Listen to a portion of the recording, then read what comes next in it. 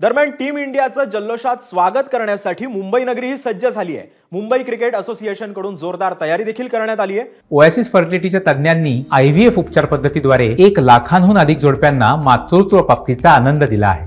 मोफत appointment book करण्यासाठी आजच संपर्क साधा। मुंबई क्रिकेट असोसिएशनचे सचिव अजिंक्य नाईक यांच्याशी संवाद साधला आमचे प्रतिनिधी गणेश ठाकूर यांनी। क्रिकेट वीरांना किंवा ज्यांनी भारताचं गौरव केलेला आहे या सर्व टीम इंडियाच्या सदस्यांचं स्वागत करण्यासाठी मुंबई सज्ज आहे आणि याची मेजवानी होस्ट म्हणून मुंबई आणि मुंबई क्रिकेट असोसिएशनला मान मिळालेला आहे। या असोसिएशनचे सचिव श्री अजिंक्य नाईक जी माझ्यासोबत आहेत, जे आता वानखेडे स्टेडियम मधल्या कार्यक्रमाची सगळी पाहणी करतात। अजिंक्यजी, एबीपी माझामध्ये आपलं स्वागत आहे। अजिंक्यजी, ज्या प्रकारे आज एक गौरव आपल्यालाही मिळतोय, कारण ह्या गौरव आपल्या देशाचं करणाऱ्या टीमचं स्वागत समारंभ तुमच्या वानखेडे स्टेडियममध्ये किंवा मुंबईच्या वानखेडे स्टेडियममध्ये होतोय, कशा प्रकारची तयारी आहे?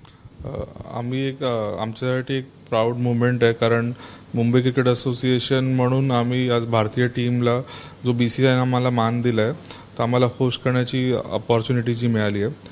आज आम्ही पब्लिकसाठी फ्री एंट्री ठेवली आहे। फर्स्ट कम फर्स्ट बेसिसवर ही एंट्री असेल। 4 वाजता आमचं स्टेडियम आम्ही ओपन करू। स्टेडियमची कॅपॅसिटी अप्रॉक्सिमेटली 30,000 लोकांची आहे। लोक जास्त देतील, त्याच्यामुळे कायदा व सुव्यवस्थेची परिस्थिती नाही आली पाहिजे, म्हणून प्रत्येकाने खबरदारी घेतली पाहिजे। पोलीस त्यांचं काम करत आहे।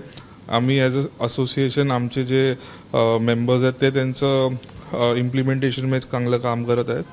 तर तसेच लोकांनी सुद्धा ही खबरदारी घेतली पाहिजे की वेळेत येऊन शांत रीतीने हा जो कार्यक्रम होईल हा एन्जॉय केला पाहिजे। निश्चित, पण लोकांच्या भावना ज्या आहेत ते बऱ्याच वेळेला अनकंट्रोलेबल होतात, म्हणून त्यासाठी काय अपील कराल आणि त्यासाठी आपण काही व्यवस्था किंवा नियोजन करताय?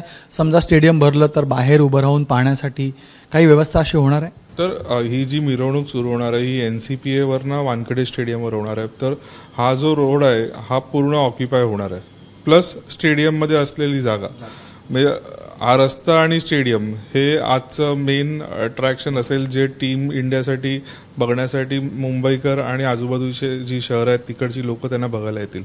आणि आज स्टेडियमच्या आत काही व्यवस्था केली गेली आहे, काय कार्यक्रम होणार आहेत, त्याबद्दल काय माहिती देऊ शकाल? BCCIचे ऑफिस बेअरर त्यांचे आमचे जे सचिव आदरणीय जयशाजी ते इंडियन टीमचं सत्कार करतील आणि जी काय त्यांचे फेलिसिटेशन होईल टीम इंडियाचं।